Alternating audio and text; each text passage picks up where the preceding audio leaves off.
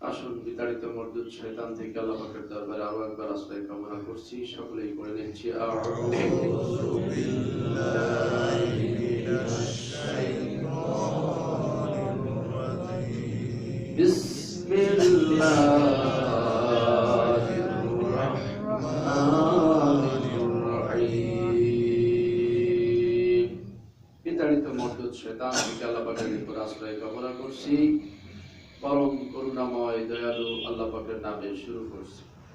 ফাইযা ফাদাল্লাহু মিসাকাল্লাযিনা উতুল কিতাব।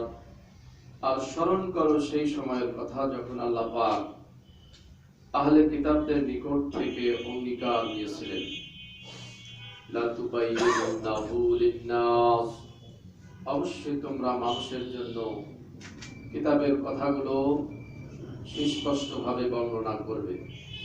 ওয়ালা তাকতুমুনা, এবং আল্লাহর কথা তোমরা গোপন করবে না। ফানাবাযুহু ওয়ারাআ যুহুরিহিম, অতঃপর তারা আল্লাহ পাকের কথাকে পিছনের দিকে ফেলে দিল, অর্থাৎ আল্লাহর কথাকে তারা অমান্য করল। ওয়াশতারাউ বিহি সামানান কালিলা, আর তারা সামান্য স্বার্থের জন্য আল্লাহ পাকের আয়াতকে তারা বিক্রি করে ফেলত। তারা যা ক্রয় করেছিল তা কতই না নিকৃষ্ট। আল্লাহ পাক এখানে আহলে কিতাবের আলেমদেরকে এখানে ইঙ্গিত করেছেন, তাদের নিকট থেকে আল্লাহ পাক অঙ্গীকার নিয়েছিলেন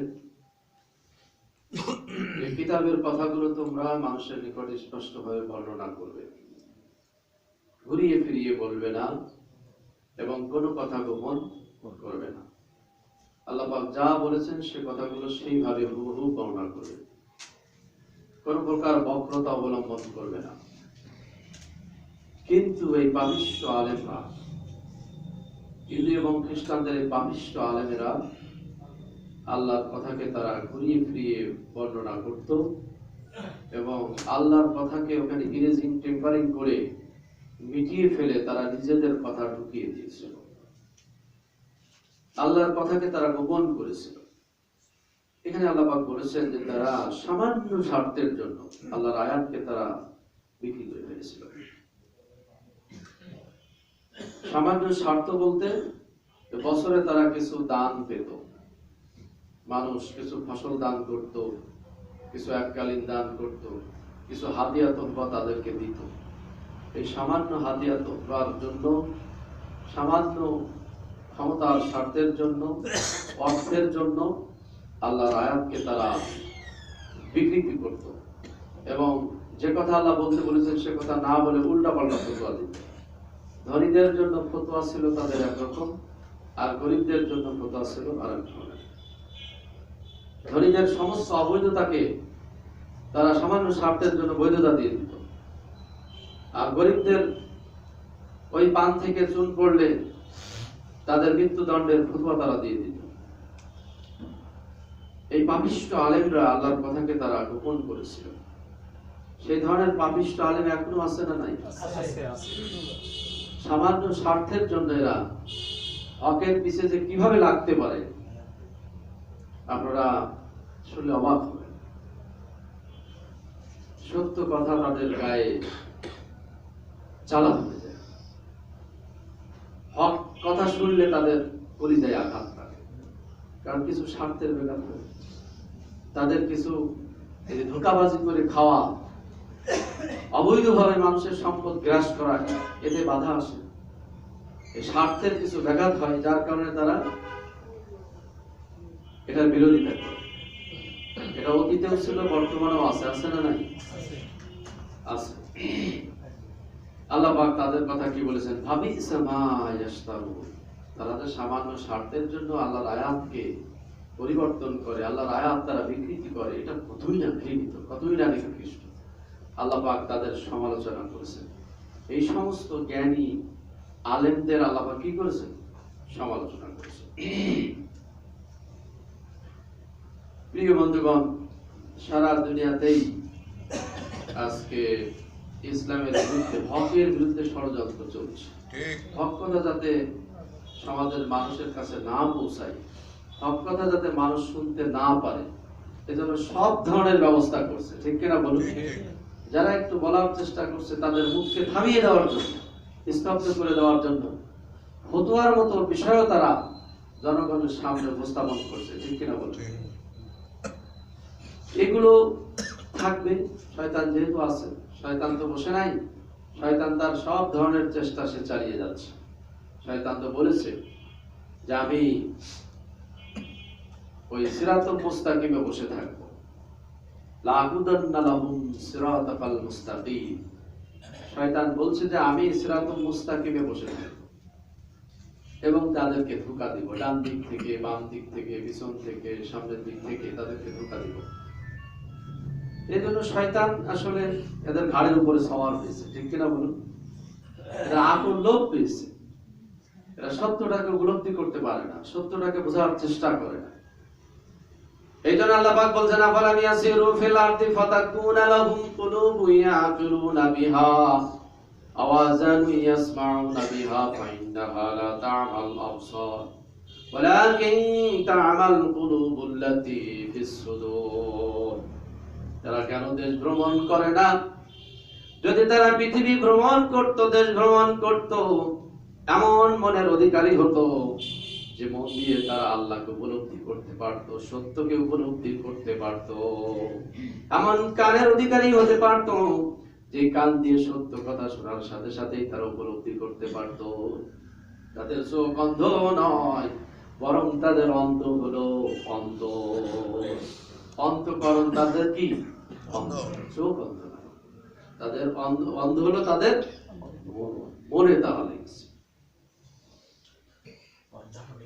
আসলে এমন ভাবে তাদের মনের উপরে পর্দা পড়েছে, এরা সত্যটাকে উপলব্ধি করতে পারে না। এই জন্য আল্লাহ বলছেন, দেশ ভ্রমণ করো, পৃথিবী ভ্রমণ করো, তাহলে উপলব্ধি করার মতো তোমার যোগ্যতা তৈরি হবে, কমন সেন্স তৈরি হবে, এমন কান তোমার তৈরি হবে, সত্য কথা শোনার সাথে সাথে তুমি বুঝতে পারবে, উপলব্ধি করতে পারবে। তা আসলে এরা জ্ঞান পাপী, এদের ওই মনের উপরে তালা পড়েছে। কিসের উপরে? মনের যে চোখ, মনের চোখের উপরে তালা পড়েছে। আপনি শতবার বুঝালেও, সত্যটা তাদের সামনে মানে উপস্থাপন করলেও তারা মেনে নিবে না, বুঝবে না। এটা কার কথা? আল্লাহ পাকের কথা। এই জন্য আমাদের দুশ্চিন্তার কিছু নাই, ঘাবড়ানোর কিছু নাই। বাতিল বাতিলের জায়গায় থাক, হক হকের জায়গায় থাকবে, হক বিজয়ী হবেই ইনশাআল্লাহ। ঠিক কিনা বলেন? সাময়িক একটু কষ্ট হবে, সাময়িক একটু কষ্ট হবে। ইন্নাল বাতিলা কানা যাহুকা। আল্লাহ পাক বলেছেন, আল্লাহ রাসূল যেদিন মক্কা বিজয় করলেন, কাবা ঘরের ভিতরে ঢুকলেন, কাবা ঘরের ভিতরে ঢুকে একটা ছড়ি হাতে নিয়ে বললেন, কদ জাল হক ওয়া যাহাকাল বাতিল ইন্নাল বাতিলা কানা যাহুকা। সত্য আগত, মিথ্যা অপসৃত। আর মিথ্যা এটা ধ্বংস হওয়ারই জিনিস, ধ্বংস হবেই, মিথ্যার পতন হবেই। জোরে বলো ঠিক কিনা? সত্য মাথা উঁচু করে দাঁড়াবে এবং সত্য টিকে থাকবে। আমরা সত্য পথে থাকার চেষ্টা করব ইনশাআল্লাহ। এরপর আল্লাহ পাক কি বলেন, ওয়ালা তাহসাবান্নাল্লাযীনা ইয়াফরাহুনা বিমা আতাউ ওয়া ইউহিব্বুনা আন ইউহমাদু বিমা লাম ইয়াফআলু ফালা তাহসাবান্নাহুম বিমাফাযাতিন মিনাল আযাব ওয়ালাহুম আযাবুন আলীম। আল্লাহ পাক রাসূলকে সতর্ক করছেন, যে রাসূল তুমি দুশ্চিন্তা করো না। আল্লাযীনা ইয়াফরাহুনা বিমা আতাউ, তারা যা নিয়ে এসেছে সেজন্য যে তারা সন্তুষ্ট খুশি, এজন্য তুমি মন খারাপ করো না, দুশ্চিন্তা করো না। আও ইউহিব্বুনা আই ইউহমাদু বিমা লাম ইয়াফআল, যা তারা করে নাই সে ব্যাপারে তারা প্রশংসা পেতে চায়। ফালা তাহসাবান্নাহুম বিমাফাযাতিন মিনাল আযাব, তুমি ধারণা করো না যে তাদের কঠিন আযাব থেকে তারা বাঁচতে পারবে। ওয়ালাহুম আযাবুন আলীম, তাদের জন্য আছে কঠিন আযাব। আল্লাহ পাক এদের ব্যাপারে বলেছেন যে তারা সন্তুষ্ট, মানে এই যে মিথ্যা কথা বলতো, আল্লাহর কিতাবকে ঘুরিয়ে ফিরিয়ে তারা বর্ণনা করত, সামান্য স্বার্থের জন্য তারা মিথ্যা কথা বলে এতে সন্তুষ্ট থাকতো, যে আমরা ভালোই তো ধোঁকা দিতে পারছি, মানুষদেরকে ধোঁকা দিয়ে আমরা কিছু স্বার্থ আদায় করে নিতে পারছি, যার কারণে তারা আনন্দ আনন্দ করত, নিজেরা খুশি থাকত। আর তারা যে কাজ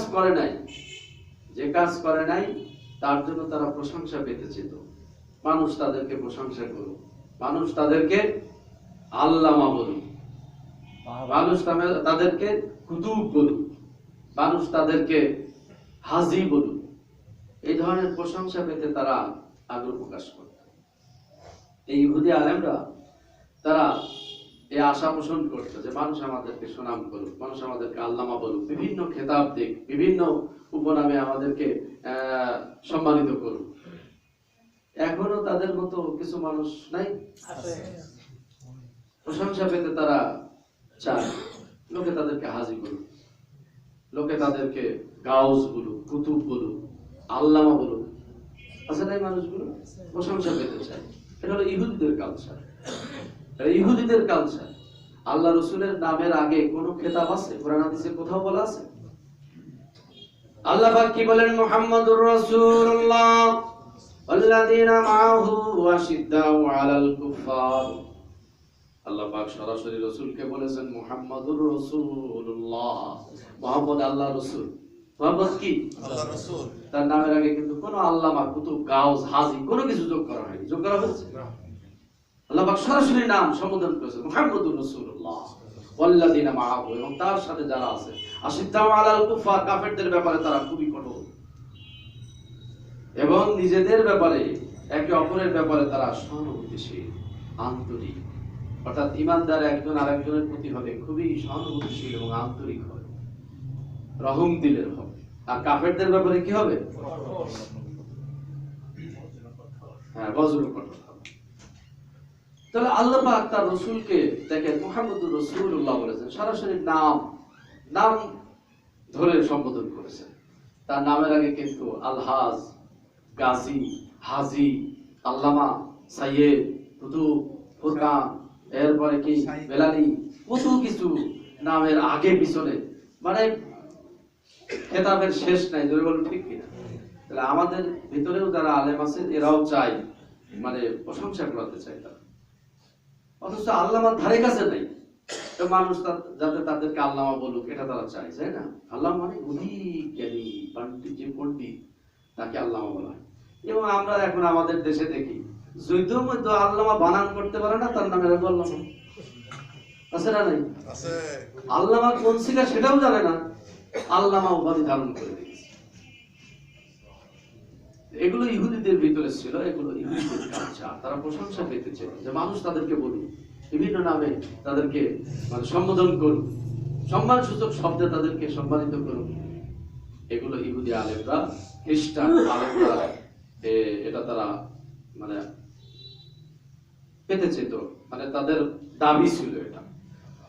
আল্লাহ পাক বললেন যে ও রাসূল, এই যে তাদের এই অবস্থা দেখে তুমি মন খারাপ করো না। জাহান্নামের আযাব তাদেরকে বাঁচাতে পারবে না, জাহান্নামের আযাব থেকে তারা বাঁচতে পারবে না। অবশ্যই জাহান্নামের আযাব তাদেরকে পাকড়াও করবে, আলাহুম আযাবুন আলীম, কঠিন আযাব তাদের জন্য। তাহলে এখানে আলেমদের আল্লাহ পাক কি করেছেন? ধিক্কার দিয়েছেন। এই আলেমরা যদি সঠিক পথে না চলে, তাহলে এই আলেমদের চেয়ে খারাপ আর কেউ নাই, ঠিক কিনা বলুন? আল্লাহ তাদের ধিক্কার দিয়েছেন, তিরস্কার করেছেন। বেটা বদমাশ, প্রশংসা পাওয়ার যোগ্য নাই, কিন্তু তুমি প্রশংসা সে পেতে চাই। সে প্রশংসা পাওয়ার কোনো কাজ করে নাই, অথচ সে প্রশংসা পেতে চায়। এই ধরনের আলেম ওলামাদেরকে আল্লাহ পাক ধিক্কার দিয়েছে, তিরস্কার করেছে। তাদের সমাজে কোনো অবদান নেই। এই মানুষগুলো মানবতার জন্য কোনো কাজ করে নাই, দেশের জন্য কাজ করে নাই, শুধু পেট ভরেছে হারাম দিয়ে। ধরে বলো ঠিক না বেঠিক? এই বদমাশগুলো তারা প্রশংসা পেতে চায়। আল্লাহ পাক এই জন্য তাদেরকে তিরস্কার করেছে। জাহান্নামের কঠিন আযাব তোমাদের জন্য অপেক্ষা করছে। হারাম টাকা দিয়ে, হারাম পয়সা দিয়ে পেট ভরেছো, আগুন খেয়েছো। আল্লাহ পাক তাদের জাহান্নামের আযাবের সাবধান বাণী, মানে সতর্ক বাণী করেছেন। জোরে বলো ঠিক কিনা?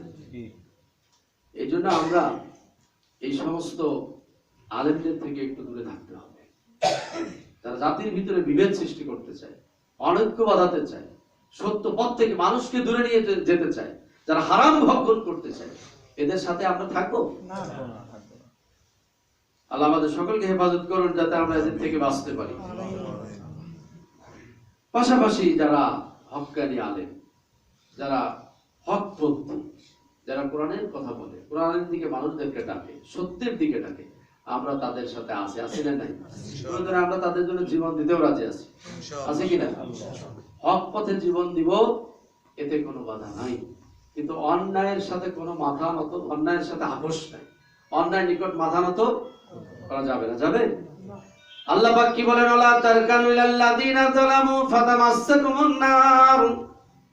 আল্লাহ রাসূলকে বলেন, ও রাসূল, ওয়ালা তারকানু ইলাল্লাযিনা যালামু ফাতামাসসাকুমুন নার।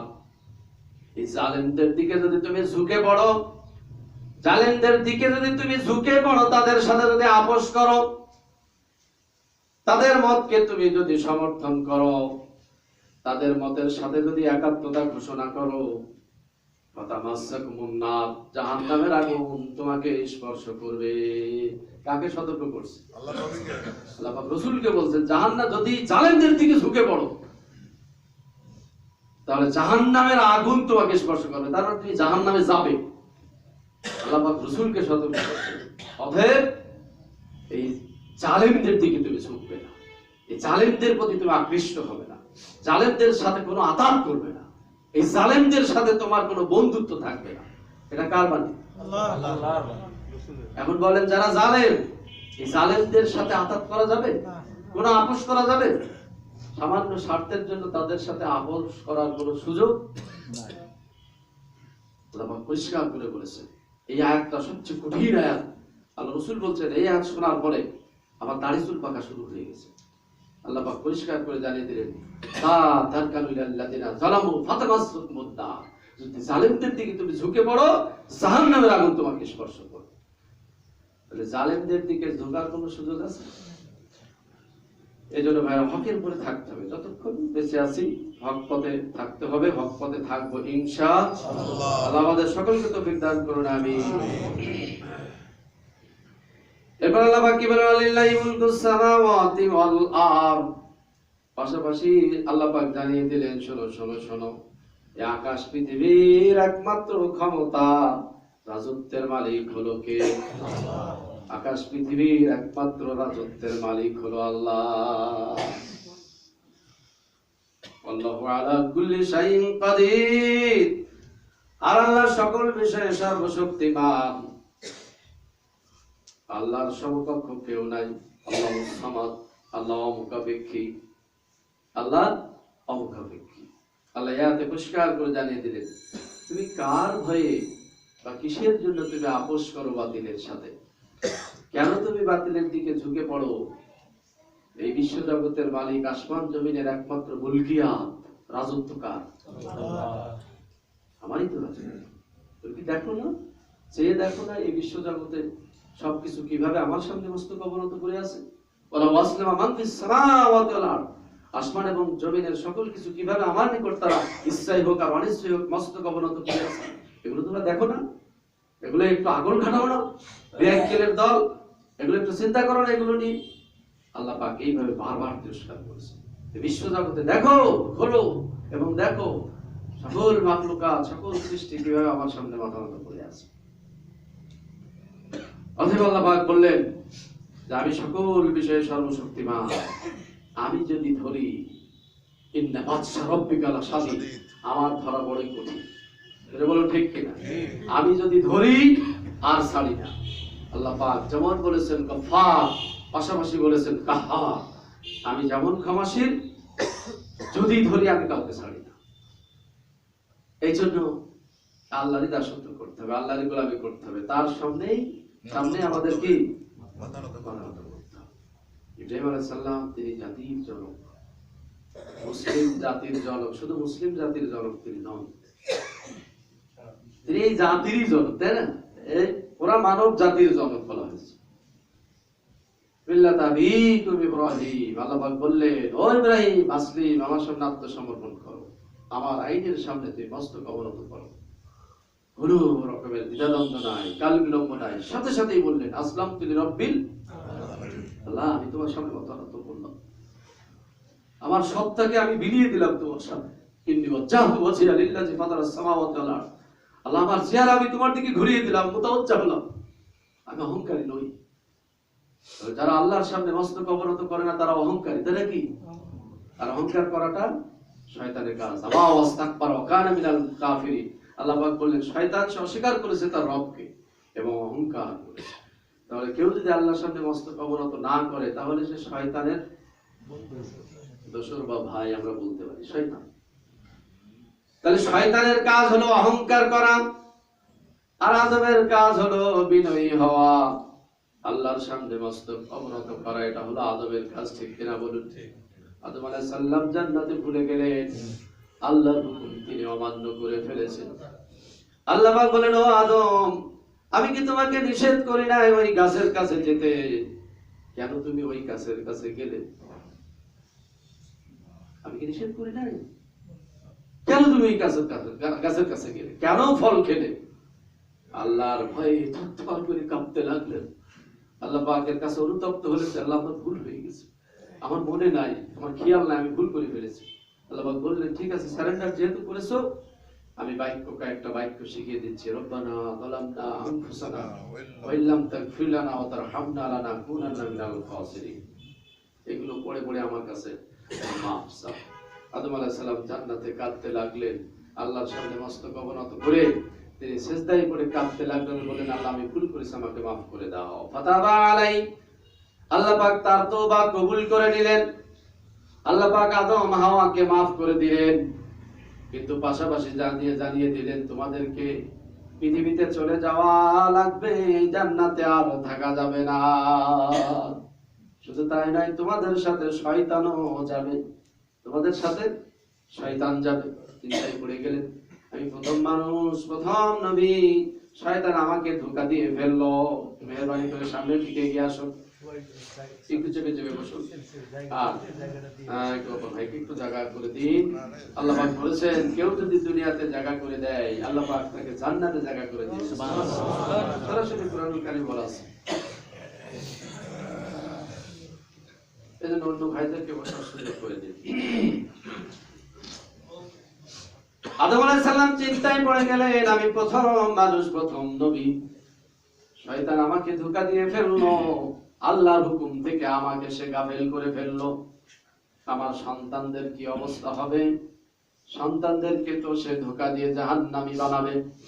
এই জন্য জান্নাতের ভিতরে মহা চিন্তায় তিনি ভেঙে পড়লেন, কান্নাকাটি শুরু করেছেন। আল্লাহ পাক মনের অবস্থা বুঝতে পেরে বললেন, ফাইম্মা ইয়াতিয়ান্নাকুম মিন্নী হুদান ফামান তাবিয়া হুদায়া ফালা খাউফুন ওয়ালা হুম ইয়াহজানুন। আল্লাহ পাক বলেন, আদম চিন্তা করো না, আমার পক্ষ থেকে হেদায়েতের বাণী যাবে, আমার পক্ষ থেকে গাইডলাইন যাবে। যারা হেদায়েতের বাণীকে গ্রহণ করবে তাদের কোনো ভয় থাকবে না, তাদের কোনো দুশ্চিন্তাও থাকবে না। বলুন সুবহানাল্লাহ। আল্লাহর পক্ষ থেকে হেদায়েতের বাণী যুগে যুগে এসেছে কিনা? সর্বশেষ চূড়ান্ত কিতাব হেদায়েতের বাণী হলো কোরআনুল কারীম। যারা বলুন ঠিক কিনা? কিন্তু এমন মূর্খ, এমন জ্ঞান পাপী কিছু মানুষ, তারা বলছে কোরআন থেকে সব সিদ্ধান্ত নেওয়া যাবে না। এই কথা শিরকি কথা না? বলেন তো, কুফরি কথা না? কোরআন থেকে সব সিদ্ধান্ত নেওয়া যাবে না, এই কথা আর এই বিশ্বাস যে পোষণ করে সে বেটা তো কাফের হয়ে গেছে। বলেন ঠিক না? আল্লাহ পাক বলেন, আল ইয়াউমা আকমালতু লাকুম দীনাকুম ওয়া আতমামতু আলাইকুম নি'মাতি ওয়া রাদিতু লাকুমুল ইসলাম দীনা। আমি কোরআনকে একবারে দ্বীনকে কমপ্লিট করে দিলাম, পরিপূর্ণ করে দিলাম। আকমাল শব্দ ব্যবহার করেছেন আল্লাহ পাক, আর কিছুই বাকি নাই। তাহলে দ্বীন কমপ্লিট, বিদায় হজের ভাষণেই তো ধরে বলুন ঠিক না বেঠিক? আর কোরআন থেকে সিদ্ধান্ত নেওয়া যাবে না, তোমার বাবার কিতাব থেকে সিদ্ধান্ত নিতে হবে।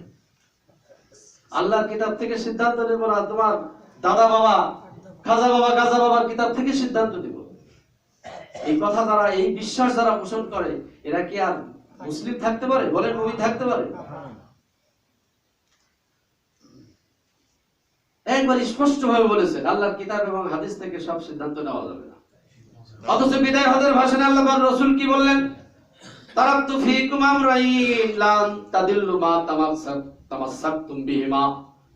আল্লাহ রাসূল বলেন আমি দুইটা জিনিস রেখে যাচ্ছি। কয়টা জিনিস?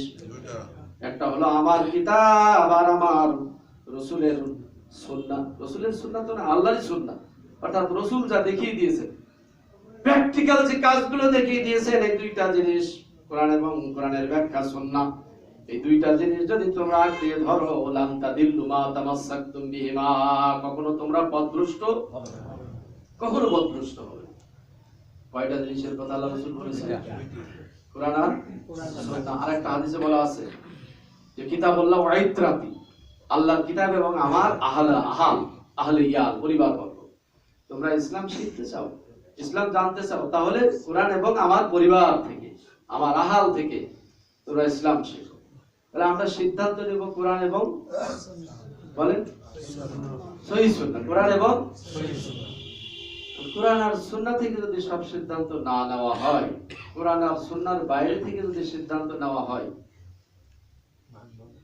তাহলে আল্লাহর কিতাব আর সুন্নাহকে অস্বীকার করা হলো। ঠিক কিনা বলুন? তাহলে বোঝা যাচ্ছে আল্লাহর কিতাব আর কোরআনের সব সিদ্ধান্ত নাই, সকল সমস্যার সমাধান নাই।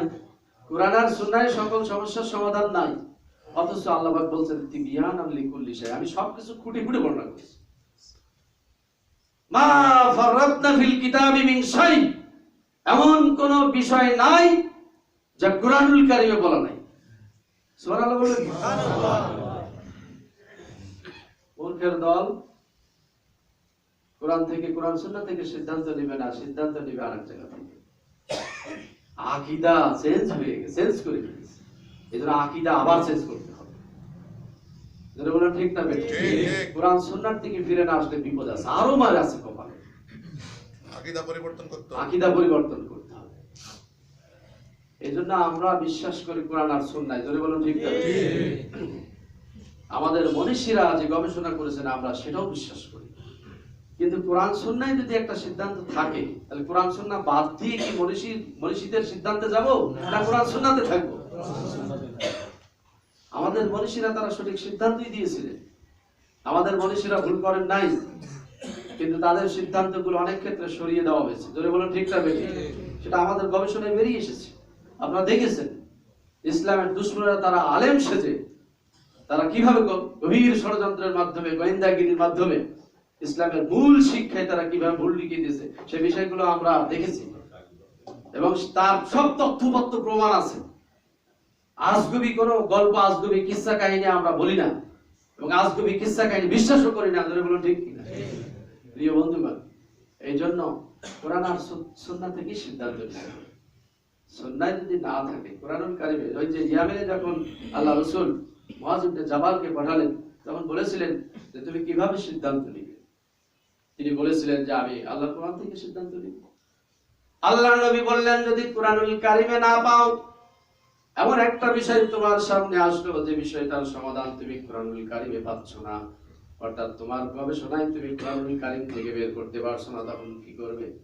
মুআয ইবনে জাবাল বললেন তখন আমি সুন্নাহ অর্থাৎ হাদিস থেকে সিদ্ধান্ত নিব। আল্লাহর নবী বললেন তাও যদি না পাও তাহলে কি করবে?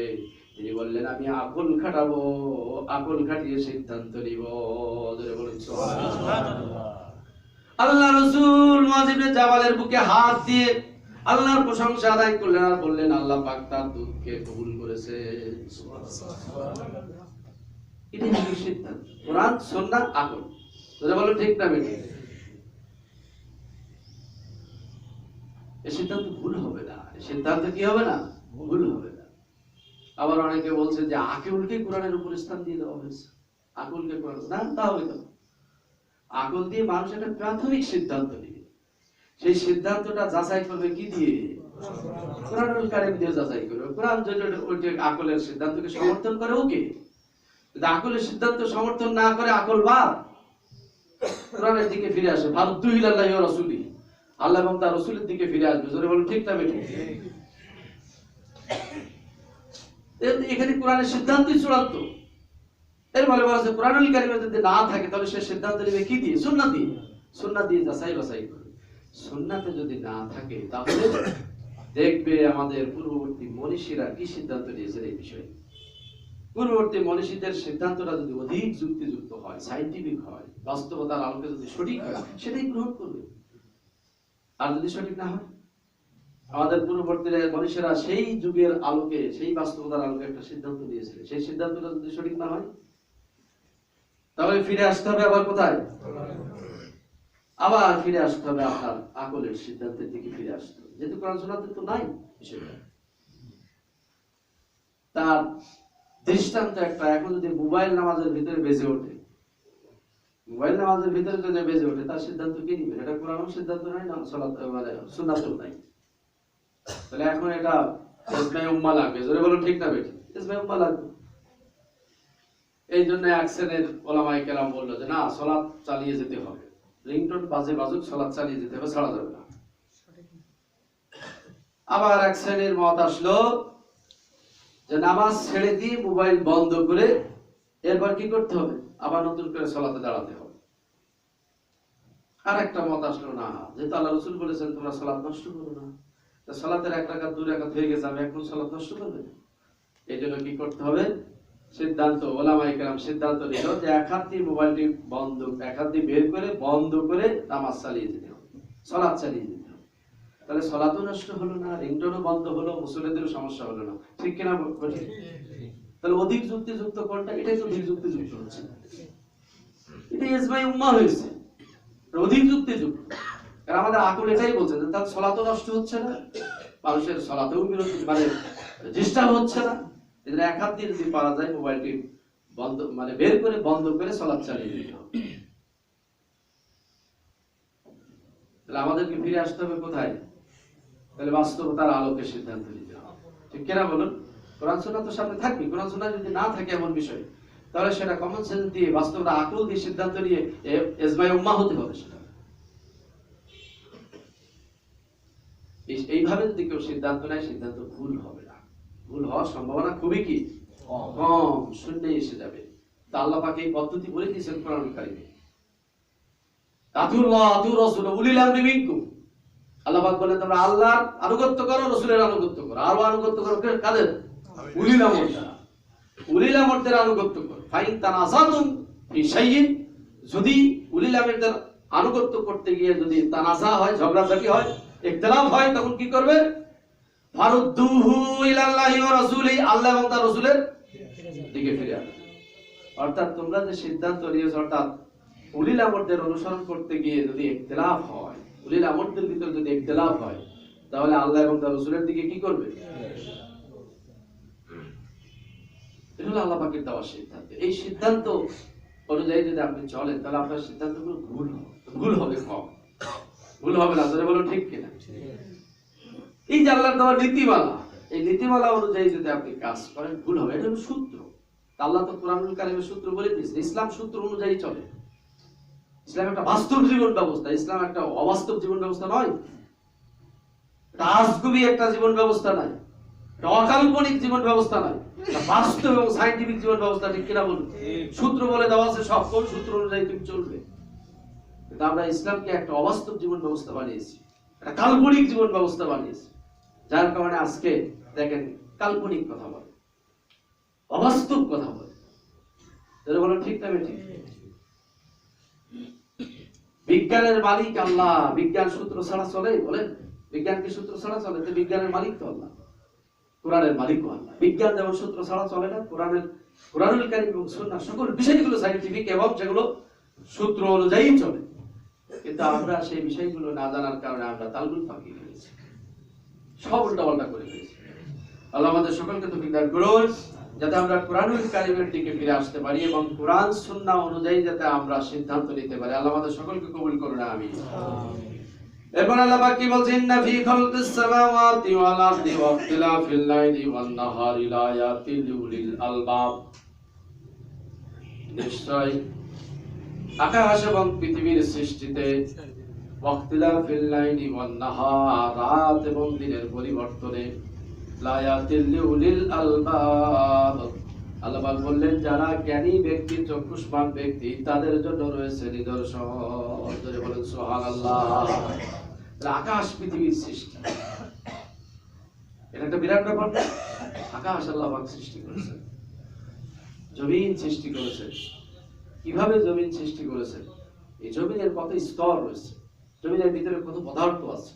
জমিনকে আল্লাহ পাক বিছানার স্বরূপ তৈরি করেছেন। কোরআনুল কারীমে সূরা বাকারাতে আল্লাহ পাক বলছেন, ইয়া আইয়ুহান নাসু উবুদু রাব্বাকুমুল্লাযী খালাকাকুম মিন ক্বাবলিকুম লাআল্লাকুম তাত্তাকুন। হে মানব গোষ্ঠী, তোমরা তোমাদের সেই রবের ইবাদত করো, দাসত্ব করো, তারই গোলামি করো, যিনি তোমাদেরকে সৃষ্টি করেছেন আর তোমাদের পূর্ববর্তীদেরকেও সৃষ্টি করেছেন। আল্লাযী জাআলা লাকুমুল আরদা ফিরাশা, আর যিনি জমিনকে বিছানা স্বরূপ তৈরি করেছেন, ওয়াস সামা বিনা, আকাশকে তিনি ছাদের ন্যায় বানিয়েছেন, ওয়ানজালা মিনাস সামাই মাআন ফাআখরাজা বিহি মিনাস সামারাতি রিজকান লাকুম। এরপর আল্লাহ পাক বলছেন, তিনি আকাশ থেকে বৃষ্টি নাজিল করে বিভিন্ন ফলমূলের ব্যবস্থা করেছেন। আল্লাহ তোমাদের রিজকের ব্যবস্থা করেছেন।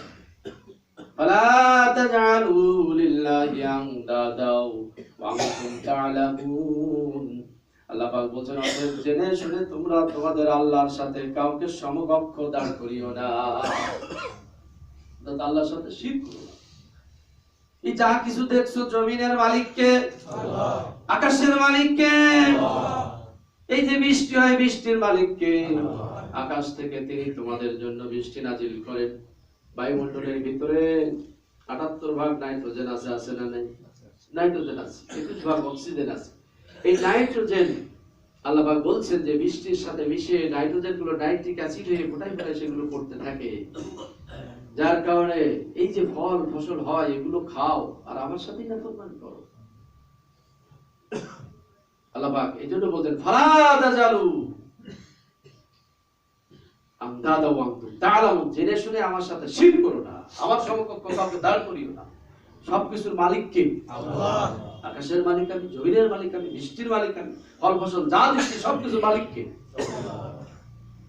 আল্লাহ পাক এখানে বলেন, লিল্লাহি ইন্না ফি খালকিস সামাওয়াতি ওয়াল আরদি ওয়া ইখতিলাফিল লাইলি ওয়ান নাহার। আকাশ পৃথিবীর সৃষ্টিতে আল্লাহ পাক আকাশ পৃথিবী সৃষ্টি করেছেন মহাপরিকল্পনা নিয়ে। জোরে বলো ঠিক কিনা? মহাপরিকল্পনা নিয়ে তিনি সৃষ্টি করেছেন। ওয়াক্তিলাফিল লাইলি ওয়ান নাহার, রাত দিনের পরিবর্তন। এর আগে একদিন বলেছিলাম যে রাত দিন আনুগতি বার্ষিকতি কিভাবে রাত দিন হচ্ছে।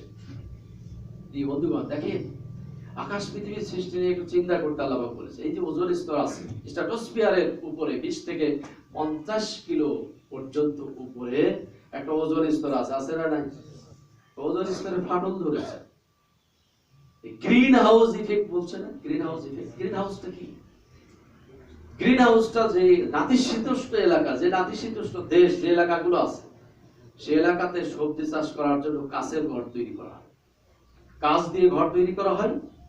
এখন এই কাঁচের ঘরে সূর্যের আলো এসে লাগে, প্রচন্ড হিট হয়। এই হিটটা ধরে রাখে, হিটটা বেরিয়ে যায় না। এইটাকে বলা হয় গ্রিন হাউস। এই যে কাঁচের ঘর, এটাকে গ্রিন হাউস। এখন এই যে কার্বন অক্সাইডের কারণে, কার্বন ডাই অক্সাইডের কারণে কি হয়েছে? হিট বেড়ে গেছে, পৃথিবীর হিট। এটা কাঁচের ঘরের মতো তৈরি হয়েছে, হিট বেড়ে গেছে। এই জন্য গ্রিন হাউস ইফেক্ট বলা হচ্ছে। ওজোন স্তর কি হচ্ছে? কার্বন যে ওজোন স্তরকে ফাটিয়ে দিয়েছে, ফাটল ধরেছে। এই ওজোন স্তরের কাজ হলো সূর্যের অতি বেগুনি রশ্মি এটাকে ধরে রাখা, অর্থাৎ পৃথিবীতে আসতে না দেওয়া। এখন পৃথিবীতে যে জলবায়ু পরিবর্তন হয়েছে, এই যে আবহাওয়া চেঞ্জ হয়ে গেছে, এই কার্বন ডাই অক্সাইড বেড়ে গেছে, যার কারণে কি হয়েছে? পৃথিবীর হিট বেড়ে গেছে। এই ওজোন স্তরে ফাটল ধরেছে। এখন সূর্যের অতি বেগুনি রশ্মি পৃথিবীতে চলে আসে। এই জন্য পৃথিবীর আবহাওয়া সব চেঞ্জ হয়ে গেছে। এটা আবহাওয়া চেঞ্জ হয়ে গেছে। এর কারণে কি হচ্ছে? উত্তর মেরু দক্ষিণ মেরুর বরফগুলো গলে যাচ্ছে, পানি বেড়ে যাচ্ছে, পৃথিবীর নিম্ন অঞ্চলগুলো ডুবে যাচ্ছে। আমাদের দেশ পৃথিবীর নিম্ন অঞ্চলের, মানে একেবারে নিচু দেশ। এই জন্য এই যত কার্বন ডাই অক্সাইড বাড়বে, ওজোন স্তরে যত ফাটল ধরবে, আমাদের জন্য তত মুসিবত। যেটা বলে ঠিক না বেঠিক? বিশেষ করে বাংলাদেশ, পাকিস্তান, ভারত, চীন, এই যে এই বলয়ের দেশগুলো, এগুলো যেমন বেশি ক্ষতিগ্রস্ত হবে। এগুলো নিয়ে একটু ভাবতে হবে না? চিন্তা করতে হবে না? কেন এটা হচ্ছে? হলো গাছ কাটার কারণে, বেশি বেশি গাছ কাটার কারণে। এবং এই যে জলীয় পদার্থ যেগুলো বিল কলকারখানায় বেশি জ্বালানো হচ্ছে, এখান থেকে কার্বন ডাই অক্সাইড এগুলো বের হচ্ছে, carbon monoxide, carbon die oxide বের হয়ে পৃথিবীর ভারসাম্য নষ্ট হয়ে যাচ্ছে। এই জন্য আল্লাহ পাক কি বললেন, এই আকাশ পৃথিবীর সৃষ্টি আর রাত দিনের পরিবর্তন নিয়ে তোমরা একটু চিন্তা করো, একটু গবেষণা করো। আল্লাহ পাক বললেন যারা চিন্তাশীল মানুষ, যারা গবেষক, তাদের জন্য এখানে শিক্ষা আছে, আছে না নাই? আল্লাহ কি সুন্দরভাবে পৃথিবী সাজিয়েছেন। আমি কয়েকদিন আগে পার্বত্য অঞ্চলে গিয়েছিলাম, দেখে আসলাম ভাইয়েরা, সৌদি আরবের পাহাড়গুলো সব পাথরের পাহাড়, এখানকার পাহাড়গুলো সব মাটির পাহাড়, হাজার হাজার পাহাড়। বিশেষ করে আপনার রাঙ্গামাটি, বান্দরবনে এই যে হাজার হাজার পাহাড় দিয়ে আল্লাহ রেখেছেন, পাহাড়গুলো গাছে পরিপূর্ণ, যাতে পৃথিবীর অক্সিজেন ঠিক থাকে, কার্বন ডাই অক্সাইড যাতে কমে যায়, এই পৃথিবীর আবহাওয়া যাতে ঠিক থাকে, এই জন্য আল্লাহ ব্যবস্থা করেছেন। ঠিক না? কি সুন্দর ব্যবস্থা আল্লাহ, এই যে সৃষ্টি কত সুন্দর, আল্লাহ পাক কি সুন্দর ভাবে সাজিয়েছেন পৃথিবীটা, পাহাড়গুলোকে কিভাবে সাজিয়েছেন। চম্বুক পাহাড়টা আবার দেখেন, সে এত উপরে যে মেঘের উপরে, যারা গেছেন তারা জানতে মেঘের উপরে 46 কিলো গেলাম সেই পাহাড়িয়া গাড়িতে, সর্বনাশ, তো ভয়ে একেবারে কলিজা শুকিয়ে যাচ্ছে, পড়লে তো একেবারে শেষ। এইভাবে ঘুরতে ঘুরতে ঘুরতে ঘুরতে 46 কিলো যখন উপরে গেল, ওখানে যে আর মেঘ নেমে গেছে, ওখানে দাঁড়ালাম, দেখি যে মেঘ মানে হাতের সাথে লাগছে, ঠান্ডা মানে একেবারে শীতল বাতাস, হাত ভিজে যাচ্ছে। ওখানে ঝকঝকে রোদ, একেবারে চকচকে রোদ, কোনো মেঘ নাই, ওর উপরে আর মেঘ হয় না। আল্লাহ পাক বলছে যে বান্দা, আমি এই যে বৃষ্টি, এই যে মেঘ তৈরি করেছি, এই তৈরি করে এখান থেকে তোমাদের জন্য বৃষ্টি নাজিল করে তোমাদের রিজকের ব্যবস্থা করেছি। সুবহানাল্লাহ। কক্সবাজার থেকে যখন টেকনাফে যাচ্ছিলাম, তখন দেখেন একদিকে সাগর আর একদিকে পাহাড়, পুরা রাস্তাটা পাহাড়, একদিকে কি সুন্দর মনে হচ্ছে সাগরকে আল্লাহ প্রোটেকশন দিয়েছে, এই বাদ দিয়ে সাগরকে প্রোটেকশন দিয়েছে। এই জন্য আল্লাহ পাক কি বলেন, আফালা ইয়াসিরু ফিল আরদি ফাতাকুনা লাহুম কুলুবুন ইয়াকুলুনা বিহা আওয়াজানু ইয়াসমাউনা বিহা ফাইন্নাহা লা তা'মাল আবসার ওয়ালাকিন তা'মাল কুলুবুল্লাতী ফিস সুদূর। আল্লাহ পাক বলেন, কেন তারা পৃথিবী ভ্রমণ করে না, কেন আল্লাহ পাকের এই নিদর্শনগুলো দেখে না, আল্লাহর সৃষ্টি কেন তারা দেখে না? যদি তারা এই বিষয়গুলো দেখতো, তাহলে তাদের উপলব্ধি করার মতো মন তৈরি হতো, এমন কান তৈরি হতো যে কান দিয়ে আল্লাহর কথা শুনলে তারা সাথে সাথে উপলব্ধি করতে পারবে। চোখ অন্ধ নয়, অন্ধ কি? সব তো ঠিকই আছে, সবই তো দেখি, মন হয়ে গেছে অন্ধ। এই জন্য ঘুরতে হবে, আল্লাহ পাকের এগুলো দেখতে হবে, এই নিদর্শনগুলো দেখতে হবে। আর কোরআনের সেই কথা আমার চোখের সামনে ভেসে উঠল। আল্লাহ সূরা বাকারাতে বলেছেন, ইন্না ফাসাদ কুলুবুকুম সুম্মা ফাসাদ কুলুবুকুম মিন বাদি যালিকা ফাহিয়া কাল হিজারা। আল্লাহ পাক ইহুদিদের বর্ণনা দেওয়ার পরে বলছেন, তাদের অন্তর এতই কঠোর, পাথরের মতো তাদের অন্তর কঠোর। আল্লাহ পাক বলছেন, এমন এমন পাথর আছে, ওয়া ইন্না মিনাল হিজারাতি লামা ইয়াতাফাজ্জারু মিনহুল আনহার, এমন পাথর আছে যেগুলো আল্লাহর ভয়ে তার থেকে ঝর্ণা ধারা বের হয়। সুবহানাল্লাহ। পাথর থেকে, পাথর কাঁদে, ঝর্ণা ধারা বের হয়। আমরা যারা রাঙ্গামাটির ওই যে সুবলং ঝর্ণা গেছেন, এটা তো দেখে আমার আল্লাহর প্রতি এত ভক্তি, এত শ্রদ্ধা বেড়ে গেল যে আল্লাহ কোরআনে যে কথাগুলো বলেছে আজকে বাস্তবে চোখে দেখলাম। আল্লাহ পাক বলেছেন, পাহাড় থেকে যে, পাথর থেকে যে পানি ঝরে, সেগুলো দুই চোখ দিয়ে দেখেছি, এবং আল্লাহর প্রতি আমার শ্রদ্ধা ভক্তি আরো বেড়ে গেছে। আল্লাহ পাক বলছেন, তাদের অন্তরটা এতই কঠোর, এই পাথরের চেয়ে কঠোর। ইহুদি, তাদের অন্তরটা পাথরের চেয়ে কঠোর। আল্লাহ পাক বলছেন, পাথর আল্লাহর ভয়ে কাঁপে, লামা ইয়াতাফাজ্জারু মিনুল আনহার, তার থেকে নদী প্রবাহিত হয়। ওয়া ইন্না মিনহা লামা ইয়াশাক্কাকু ফায়াখরুজু মিনুল মা, আর অনেক পাথর এমন আছে যেটা আল্লাহর ভয়ে ফেটে যায়, ফেটে তার থেকে পানি বের হয়।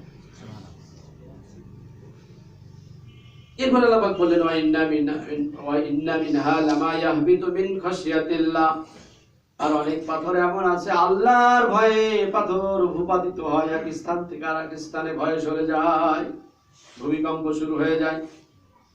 আল্লাহু বিগাফিলিন আম্মা তা'মালুন, আর আল্লাহ পাক বলছেন তোমরা যা করো তিনি সে ব্যাপারে জ্ঞাত, সেগুলো জানেন। তোমরা যা করছো সব আল্লাহ পাক জানেন। এই বন্ধুগণের জন্য আল্লাহ পৃথিবীতে নিদর্শনগুলো রেখেছেন, দেখাচ্ছেন বান্দাকে, দেখো যে আমার এই নিদর্শনগুলো দেখো আর শিক্ষা গ্রহণ করো। আমি যে রব, আমি যে আছি, আমাকে একটু উপলব্ধি করো। ওই যে ফেরাউনের লাশ আল্লাহ পাক বলেন ওয়ান্না জিকাবি বাদারি কালিমান ফল ফাকায়া, আল্লাহ পাক বলেন আমি ফেরাউনের লাশ কি করব? আমি তার লাশ হেফাজত করেছি, তার লাশকে আমি সংরক্ষণ করেছি। কারণ পরবর্তীতে যারা আসবে এটা তাদের জন্য কি নিদর্শন স্বরূপ। আল্লাহ ফেরাউনের লাশ রেখে দিয়েছে, তার লাশ পচে না, বমি করা নয়, কিন্তু তার লাশ পচছে না। বিভিন্ন ভাবে বিজ্ঞানীরা গবেষণা করে দেখেছেন যে আল্লাহ পাক এটা হেফাজত করছে, এটা কি তার নিদর্শন। এই জন্য পৃথিবী ঘুরতে হবে, পৃথিবী ঘুরে দেখতে হবে, আল্লাহ নিদর্শন গুলো দেখতে হবে, তাহলে চোখ খুলে যাবে, স্রষ্টাকে উপলব্ধি করা যাবে। যারা বলো ঠিক না বেঠিক? প্রিয় বন্ধুগণ, আপনারা দেশ ভ্রমণ করবেন, দেশে বেশি ভ্রমণ করুন এবং শিক্ষা নেওয়ার মানসিকতা নিয়ে ঘুরতে হবে। শুধু রং তামাশা করলাম, মজা মারার জন্য গেলাম, তাহলে ঘুরতে হবে, দেখতে হবে, আল্লাহ পাকের কুদরত একটু দেখতে হবে, আর কোরআনে চোখ দিবেন, দেখবেন সব বুঝে যাবেন। যা বলা আছে এখানে সব বর্ণনা সারা পৃথিবীতে আল্লাহ ছড়িয়ে ছিটিয়ে রেখেছে, ঠিক কিনা?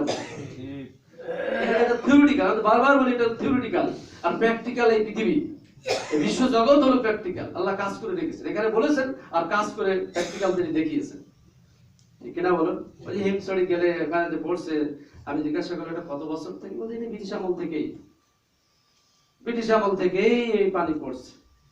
তারা ব্রিটিশ আমলের কথা বলছে, এর আগেও আছে, ঠিক না? যখন আল্লাহ পাহাড় তৈরি করেছে তখন থেকেই হয়তো করছে। এই যে নিদর্শন গুলো আল্লাহ পাক দেখাচ্ছেন, এগুলো দেখতে হবে। সাগর মহাসাগর এগুলো দেখতে হবে। আল্লাহ পাকের প্রতি তাহলে শ্রদ্ধা, ভক্তি, ভালোবাসা আরো বেড়ে যাবে, ঠিক কিনা বলুন? আল্লাহ পাক এখানে সেই কথাই বললেন। আমি আজকে শেষ করতে চেয়েছিলাম, কিন্তু শেষ করার আজকেও গেল না, সম্ভব হলো না। শেষ পর্যন্ত আল্লাহ পাক বলেন আল্লাযীনা ইয়াযকুরুনাল্লাহা কিয়ামান ওয়া qu'ুদান ওয়া আলা যুনুবিহিম ওয়া ইয়াতাফাক্কারুনা ফি খালকিস সামাওয়াতি ওয়াল আরদ। আল্লাহ পাক বললেন যারা জ্ঞানী মানুষ, উলুল আলবাব, যারা জ্ঞানী ব্যক্তি, চক্ষুষ্মান ব্যক্তি, তারা কি করে? আল্লাযীনা ইয়াযকুরুনাল্লাহ, তারা আল্লাহর জিকির করে, আল্লাহর স্মরণ করে। কি অবস্থায়? কিয়ামান ওয়া qu'ুদান ওয়া আলা যুনুবিহিম, তারা দাঁড়ানো অবস্থায় আল্লাহর জিকির করে, আল্লাহর স্মরণ করে, বসা অবস্থায় এবং শয়ন অবস্থায় তারা স্রষ্টাকে স্মরণ করে। এক কথায় সব সময়। মানুষ তো দাঁড়ানো হয়, দাঁড়িয়ে থাকে, অথবা বসে থাকে, অথবা কি শুয়ে থাকে। আল্লাহ তিনটা কথা এখানে বলেছেন, যে দাঁড়িয়ে তারা আল্লাহকে স্মরণ করবে, বসে বসে স্মরণ করবে এবং শয়ন অবস্থায় তারা আল্লাহকে স্মরণ করবে। তার অর্থ হলো সদা সর্বদা সার্বক্ষণিক আল্লাহকে স্মরণ করবে। যারা জ্ঞানী ব্যক্তি, চক্ষুষ্মান ব্যক্তি, তারা আল্লাহকে স্মরণ করবে, আল্লাহর জিকির করবে।